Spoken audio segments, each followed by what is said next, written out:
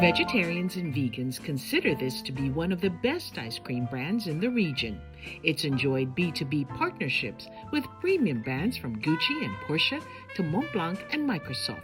Yet, the story behind Taiwan's nice cream is a personal one for its owners, Mirko Picierno and Patty Chen, and it began in Australia more than 10 years ago. They share their story in this week's edition of Taiwan Talk.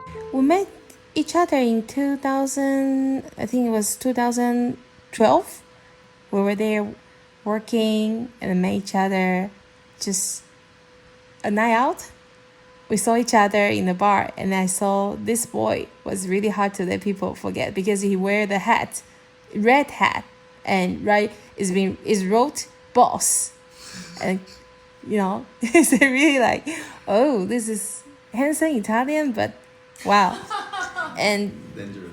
dress are really interesting.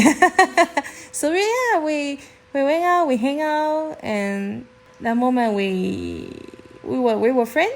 And after many years, we still keep in touch online, and until 2015, and he was decided to travel in Taiwan. Yeah, it was a story. So Australia was the story begin.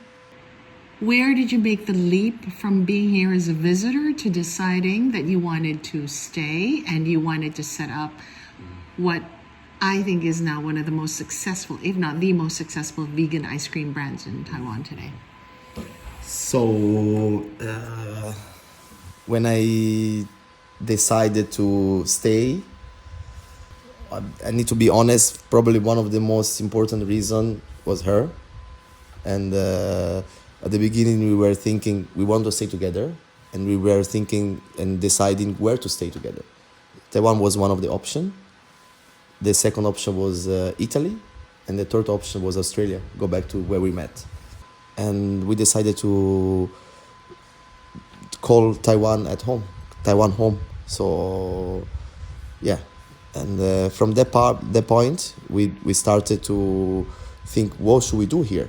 My background is Italian. We have Italian restaurant and cafe in Milan, so I'm from a culinary background, hospitality business. She's great with hospitality as well, greeting people and social, PR, and we try to put our skills together from my Italian background and Taiwanese background. And we decided to open a gelato shop. And the idea was to create a bridge between Italy and crafted way to make gelato to fit it to Taiwanese taste. The beginning was tough. We started step by step, create recipe, develop recipe, change recipe, hire people, and we had difficulties, especially from the beginning to the first year was super hard, financially, mentally, but now we are looking back, it was a necessary step to learn and grow. First year, wow, that was a lot of things to remember. Was the day when we opened was a rainy day. Yeah, was raining. Normally you don't want to see rain when you're opening day, in your opening day. But that rain really you couldn't remember. Remember friends, they sent the flower and then the floor was all wet and we're trying to place the things. That was first things I remember. And of course, like Miyako say, the first year, because we didn't have any experience, so for the financial part, how much cash flow we're supposed to prepare, and we didn't know about that. We didn't know run the business. You really need to get yourself prepared way much more, and then you need to have firepower to do social media, to do the marketing.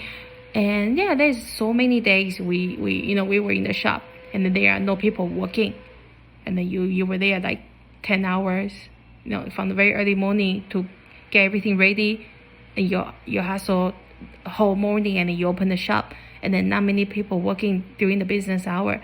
Yeah, that was frustrated. We got so many of these days in the first year.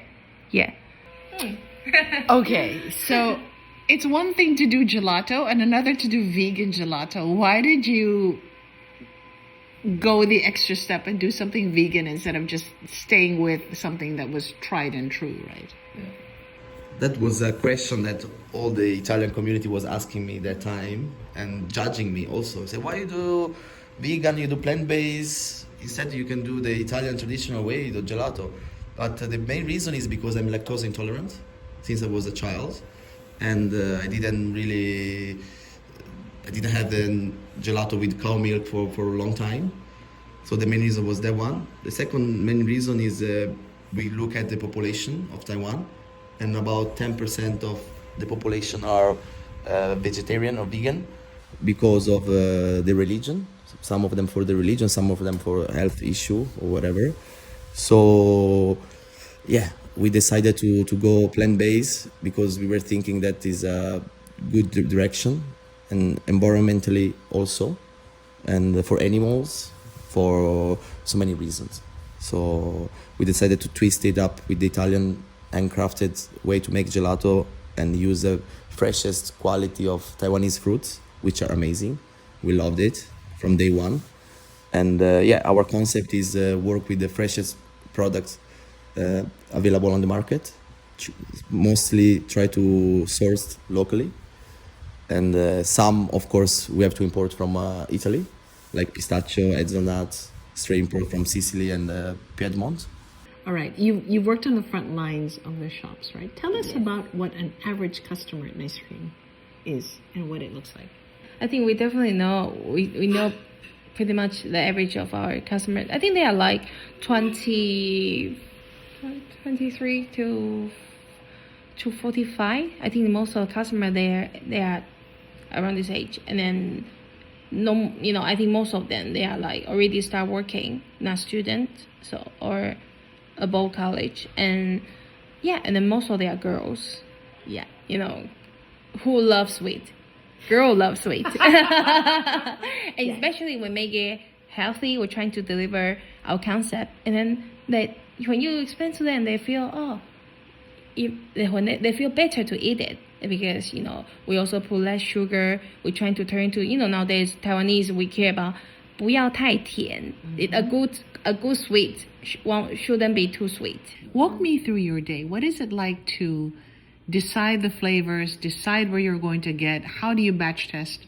Technical stuff. Technical. So our day starts basically every day around 8 o'clock in the morning. We get in and we see the orders. Orders from our own shops. At the moment we do have 6 locations, 2 in Taipei, 2 in Hsinchu, 1 in Xinzhuan, 1 in Taichung. And we started with taking a look at the order list.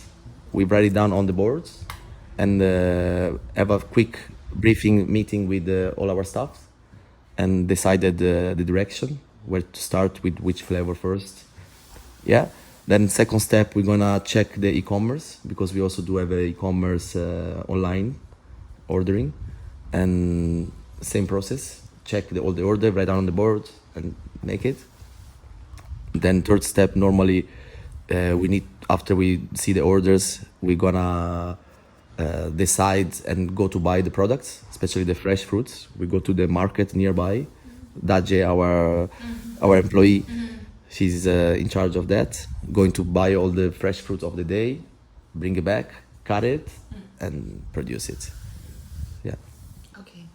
What flavors are more popular? I know that. Tell me about the rotation of the flavors, because I know that you guys have different flavors out every week, right? Yes.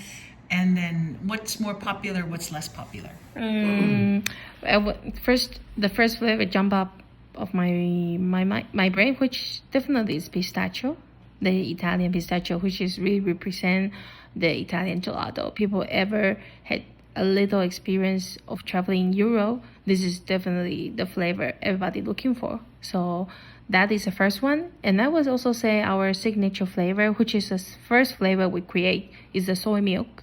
And that is, also selling incredibly. Yeah, got a lot of customers love it. And for foreign customer, coconut is always the best seller. Wow, wait a minute. I like all of them. No, I couldn't think anyone I don't like choosing it. a baby. This is like hard choosing a because favorite child. sure we like it and then we sell it. So I got faith. I got faith on each flavor because I sometimes I'm looking for something refreshing or want something sour. Sometimes I want something heavy, sweet. So up to my mood, what do I feel like to have that day? So I think all of them, they're all good. Yeah, no any flavor I dislike. Okay, so what are your plans for this business? I mean, a lot of people put together a startup and then they think about how to sell it to a bigger company, right? Or to sell to venture capital or whatever. At this stage, we are at the point that we are expanding. We've been in business for about 10 years now, and in 10 years we achieved around 7 shops. So the goal that I see in front of us for 2026 is to reach 10 shops. And I don't think about selling it or exit for a venture capital or stuff like that at the moment, but I won't close any door for the future because we love it as our baby. So we want to see this baby grow up more and more and more. And probably the next direction will be going abroad. You were listening to Mirko Picierno and Patty Chen from Hope Go. You can find Taiwan Talk on Spotify, Apple Podcasts, or wherever you download your podcasts. Thank you for tuning in.